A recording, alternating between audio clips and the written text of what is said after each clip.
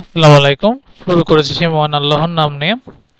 So last ক্লাসে আমরা linear search করছিলাম, যেখানে অ্যাকচুয়ালি আমরা মেকানিজম এবং অ্যালগোরিদম নিয়ে কথা বলছি। সো আজকে আমরা বাইনারি সার্চ নিয়ে কথা বলবো, যেটা অ্যাকচুয়ালি মেকানিজম এবং অ্যালগোরিদম কিভাবে লিখতে হয়। সো এখানেও আমরা সেম নিয়মে আজকে মেকানিজম দেখাবো, দেন আমরা ইটারেটিভ অ্যালগোরিদম এবং রিকার্সিভ অ্যালগোরিদম দুটোটাই দেখাবো। সো ক্লাসটি একটু বড় হতে পারে, ধৈর্য সহকারে দেখবেন আশা করি। সো প্রথমত আমাদের এরকম একটা অ্যারে দেওয়া থাকবে, যেখানে বলে দিচ্ছি আমাদের n হচ্ছে 10 অ্যান্ড আমাদের কি হচ্ছে 70। আমাদের এটা দেখে দেখে করতে হবে। সো আপনারা মনে হতে পারে লিনিয়ার সার্চ আর বাইনারি সার্চ দুটোটাই কি আছে। সো লিনিয়ার সার্চ বা বাইনারি সার্চটা অ্যাকচুয়ালি আমরা কোনটা বেশি ব্যবহার করলে ভালো। আমি যদি আমার এক্সপিরিয়েন্স থেকে বলি, লিনিয়ার সার্চের থেকে বাইনারি সার্চটা মোস্ট সিকিউর, কারণ এটার মাধ্যমে অ্যাকচুয়ালি আপনি রিয়েলটা পাবেন। হ্যাঁ, লিনিয়ার সার্চটা হচ্ছে ইজি, বাট এটার কম্পিটিশন আমার কাছে একটু কম লাগে। আর বাইনারি সার্চটা হচ্ছে কি অনেকগুলো স্টেপ ফলো করে দেন এক্সাক্ট রেজাল্টটা আসে। সো এটা কেমনে হবে সেটাই আমি দেখাই দিচ্ছি, একটু ওয়েট। সো বাইনারি সার্চ করার জন্য আমাদের এটা কিছুটা মার্জ শর্টের মতন দেখতে লাগবে, হুবহু মার্জ শর্ট না কিন্তু কিছুটা। সো সর্বপ্রথম আমাদের লো ভ্যালু লাগবে, হাই ভ্যালু লাগবে, আমাদের মিড ভ্যালু লাগবে।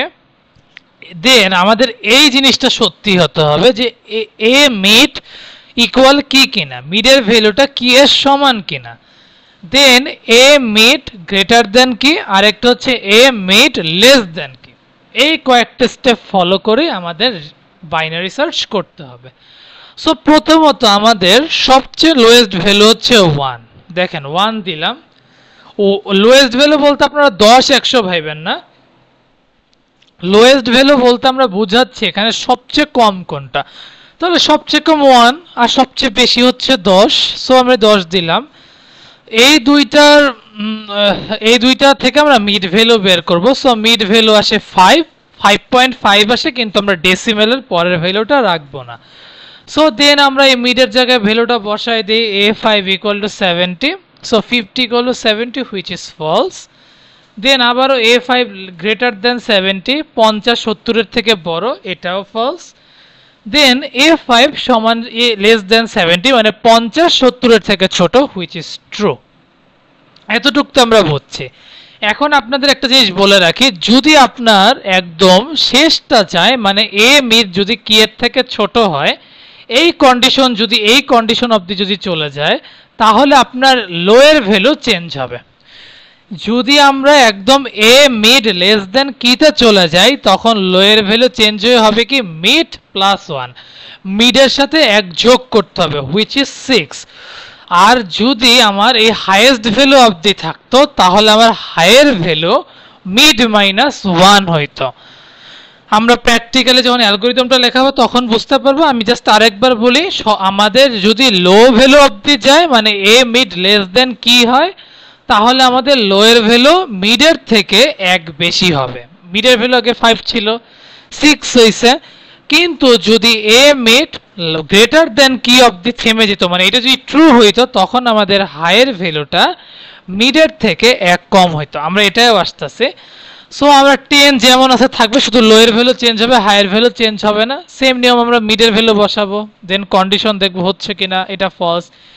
80 কি 70-এর থেকে ছোট, 80 কি 70-এর থেকে বড়, এটা কিন্তু ট্রু হবে। আমার এখানে একটু ভুল হয়েছে, আমি এটা কারেকশন করে ফেলি। সো এটা একটু ওয়েট, হ্যাঁ এইটা ট্রু। আমি যদি আরেকবার দেখাই, জাস্ট আ মিনিট, হ্যাঁ এইটা তো ট্রু, আর এই জায়গাটা ক্রস হবে, কারণ এখানে আর কাজ নেই, এটা যেহেতু সত্যি হয়ে গেছে। এখন যেহেতু এইটা ট্রু হয়েছে, বড়টা যেহেতু সত্যি হয়েছে, মানে গ্রেটার দেন যেহেতু সত্যি হয়েছে, তাহলে আমার হাইয়ের ভ্যালু কি হবে, এই মিডের থেকে 1 কম হবে। তাহলে লোয়ের ভ্যালু যা আছে থাকুক, আর আর হাইয়ের ভ্যালু কি হবে, মিড থেকে 1 কম। It means 8 minus 1 7। এটা কি ক্লিয়ার? যদি আপনার লেস দেনে চলে যান, তখন আপনার লোয়ের ভ্যালু মিডের থেকে 1 বেশি হবে। মিড কোথায়, এটার থেকে 1 বেশি হবে। আর যদি আপনার হাই ভ্যালু অবধিতে যে ট্রু হয় তখন আপনার মিডের ভ্যালুর থেকে এক কম হবে হায়ার ভ্যালু। এতটুকু ক্লিয়ার? সো নিয়ম অনুযায়ী আমরা আবার ফর সিস্টেমে যাই। এটা যেমন ফলস, 60 কি 70 থেকে বড়, এটাও ফলস, 60 কি 70 থেকে ছোট, এইটা ট্রু। তার মানে আবার আমরা কোনটা চেঞ্জ করব? লো ভ্যালুটা চেঞ্জ করব। সো লো ভ্যালু কোনটা হবে? মিডের থেকে এক বেশি। সো 7 হাই ভ্যালু যেমন আছে তেমনই থাকবে। দেন মিডের ভ্যালু আবারও চেঞ্জ হবে। এখন দেখতে হবে যে a7 = 70, তাহলে 7 = 70 আমরা পেয়ে গেছি, হুইচ ইজ ট্রু। আমরা ফাউন্ড, আমরা পেয়ে গেছি। এখন এটা হচ্ছে যদি আপনার কি ভ্যালুটা এই অ্যারের মধ্যে থাকে, কিন্তু অনেক সময় দেখবেন আপনার অ্যারে দেওয়া আছে কিন্তু আপনার কি ভ্যালু দিয়ে রাখছে 35। এইটা কি আপনি পাবেন? পাবেন তো না, কিন্তু আপনার কন্ডিশন অনুযায়ী কাজ করতে হবে। সো আমি আবারও আগের মতন লো ভ্যালু নেই, হাই ভ্যালু নেই, এটার মিড বের করি। এখন আবারও এটার মিড দেখলাম যে না, এটা আসতেছে না, তাহলে 50 তো 35-এর থেকে বড়। Am I right or wrong? 50 যদি 35-এর থেকে বড় হয় তাহলে আমার হায়ার ভ্যালু মিডের থেকে এক কম হবে, হুইচ ইজ 4। সো আমি লো ভ্যালু দেই, এটা তো ক্রস যাবে। সো লো ভ্যালু দিলাম, হায়ার ভ্যালু 4 দিলাম, আমরা আবারও মিট করলাম। দেন 20 কি 20 = 35 না, এটা ফলস। 20 35-এর থেকে বড়, এটাও ফলস। 20 35-এর থেকে ছোট, এইটা ট্রু। তাহলে এখন আমার লোয়ের ভ্যালু মিডের থেকে এক বেশি হবে। তাহলে মিড ছিল আগে 2, এখন 3 হবে। সো 3 4, এখন আবার আমরা মিডের ভ্যালু বের করব। After that 3 35, which is false. আবারও বলবো 30 কি 35-এর থেকে ছোট না, সরি বড় না, তাহলে এটাও ফলস। 30 কি 35-এর থেকে ছোট? হ্যাঁ। তাহলে আমরা আবারও কি করব? এইটাকে আবারও চেঞ্জ করব। সো আবারও চেঞ্জ করলাম, এরকম করতে থাকলাম। ক্যালকুলেশনগুলো আমি বুঝালাম না, এগুলো তো আপনারা বুঝতে পারছেন যদি এতক্ষণ করাইলাম। সো এইটাও ট্রু, রাইট না? আবার যদি ট্রু আসছে, এখন আবার হায়ার ভ্যালুটা আবারও এক কমবে, এই যে লো 3। বাই দ্য ওয়ে, যদি আপনার লোয়ের ভ্যালু হায়ার থেকে বেশি হয়, আমি আবারও বলি, লোয়ের ভ্যালু যদি হাইয়ের থেকে বেশি হয় তখন আমরা ডিরেক্ট লিখব নট ফাউন্ড। বুঝতে পারছেন? আমি আরেকবার রিপিট করি, লোয়ের ভ্যালু যদি হাইয়ের থেকে বড় হয় তখন আপনারা নট ফাউন্ড লিখে দেবেন। এই কন্ডিশন সত্য হবে না। লো সবসময় নিচেই থাকবে, হাই সবসময় ঊর্ধ্বেই থাকবে। যদি আপনার লোয়ের ভ্যালু হাইয়ের থেকে বড় হয় তাহলে আপনি নট ফাউন্ড লিখে দেবেন। Am I clear?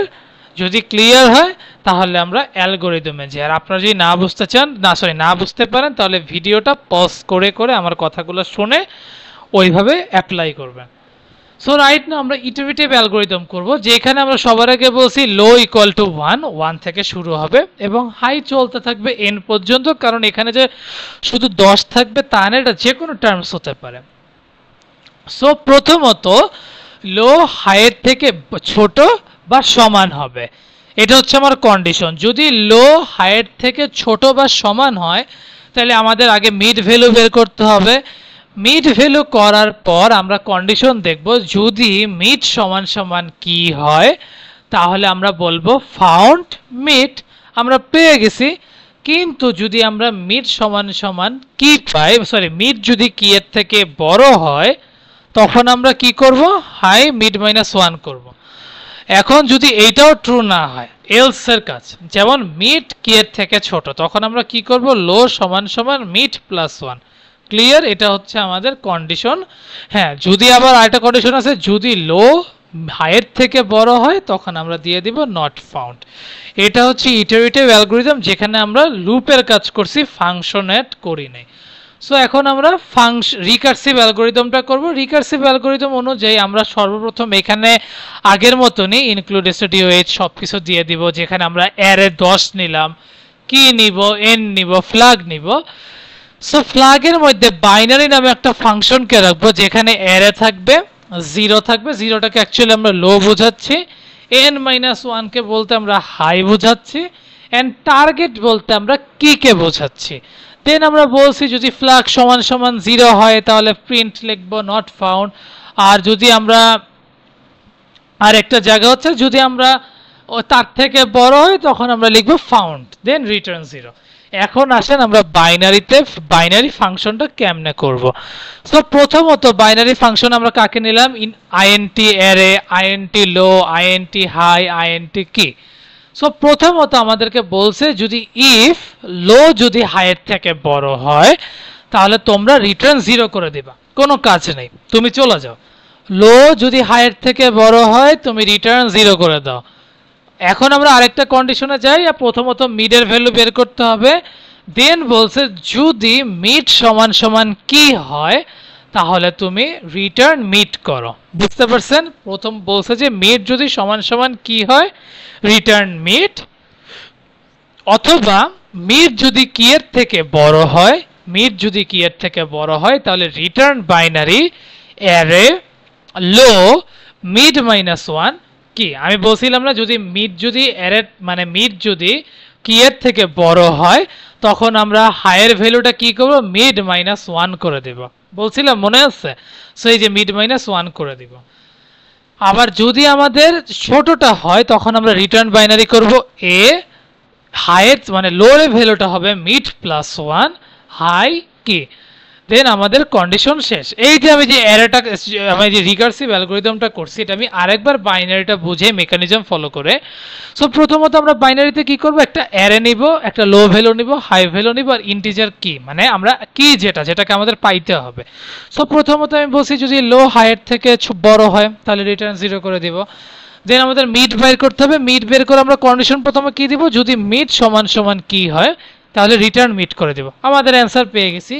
কিন্তু যদি আমাদের মিডের ভ্যালু কি এর থেকে বড় হয় তখন আমরা রিটার্ন বাইনারি করব, যেখানে থাকবে এ, লো ভ্যালু লোটা সেমই থাকবে, আর হায়ার ভ্যালুটা কি হবে, মিড মাইনাস 1, যেটা আমরা কন্ডিশনে বলছিলাম। আপনারা একটু মেকানিজমটা ভালো করে দেখবেন তাহলে এই রিকার্সিভ অ্যালগরিদমটা অনেক ইজি লাগবে।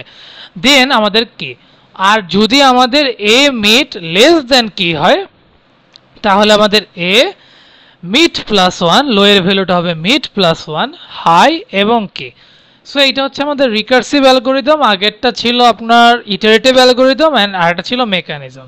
এখন আপনাদের কোশ্চেনে যে কোনো কিছু আসতে পারে, মেকানিজম করেও দেখাই দিতে পারে। আমি বলি অনেকে থিওরি করায় হয়তো বলতেছেন যে ভাইয়া এখনো প্র্যাকটিক্যালি কেন করে দেখাচ্ছে না। প্র্যাকটিক্যাল হয়তো আমি খুব শীঘ্রই এই উইকের মধ্যে ইনশাল্লাহ প্রত্যেকটা সর্টিং সার্চিং এর উপর আনার চেষ্টা করছি। সো আর বেশি ওয়েট করা লাগবে না। কিন্তু আমি আপনাদেরকে বলি যে থিওরিগুলো আপনাদেরকে কেন শেখানো হচ্ছে। দেখবেন যখন আপনাকে ভাইভাতে হোক বা আপনার ভার্সিটির থিওরি এক্সামে হোক, আপনার কিন্তু এই মেকানিজমটা এবং অ্যালগরিদমটা লিখেই দেখাইতে হবে। আপনাদের ম্যাক্সিমামের ক্ষেত্রে হয়তো বা থিওরিতে 3 ক্রেডিট আর প্র্যাকটিক্যালে 1 ক্রেডিট। হ্যাঁ, প্র্যাকটিক্যালি আমি করে দেখাবো কারণ এটার ডিমান্ড সবচেয়ে বেশি। বাট আপনি যদি থিওরি, আপনি যদি প্রসেসটা না জানেন আপনি প্র্যাকটিক্যাল জীবনেও করতে পারবেন না।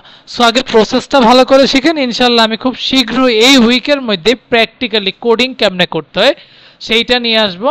ইভেন শুধু কোডিং যে করাটাই শিখাবো তা না, বা আমাদের পরীক্ষার হলে কীরকম টাইপের উল্টাপাল্টা কোশ্চেন আসে সেগুলোও কেমনে সলভ করতে হয় সেটাও আমি ইনশাল্লাহ দেখাবো। সো আমি বলবো যে সার্চিং এর ক্ষেত্রে আপনারা সবার আগে মেকানিজমটা ভালো করে শিখেন, দেন ইটারেটিভ অ্যালগরিদম শিখেন এন্ড রিকার্সিভ অ্যালগরিদম শিখেন, তাহলে আপনার সার্চিং নিয়ে আর কোনো সমস্যা হবে না। সো আজ এই পর্যন্তই। আমি হয়তোবা মনে করব যে আপনারা যারা সর্টিং শিখেন নাই সর্টিংটা ভালো করে শিখে আসবেন। টাইম কমপ্লেক্সিটি নিয়ে আমি রিসেন্টলি একটা ভিডিও বানিয়েছি, এটা আপনারা দেখে নেবেন। দেন অ্যালগরিদমগুলো মানে বিশেষ করে সার্চিং এর আমি 2টা সার্চিং এ শিখিয়ে ফেললাম। সো সার্চিংগুলো আপনারা ভালো করে দেখবেন। সো এই পর্যন্তই। কিপ প্র্যাকটিসিং এন্ড যাওয়ার আগে একটাই কথা, keep faith on yourself and take a challenge. Thank you.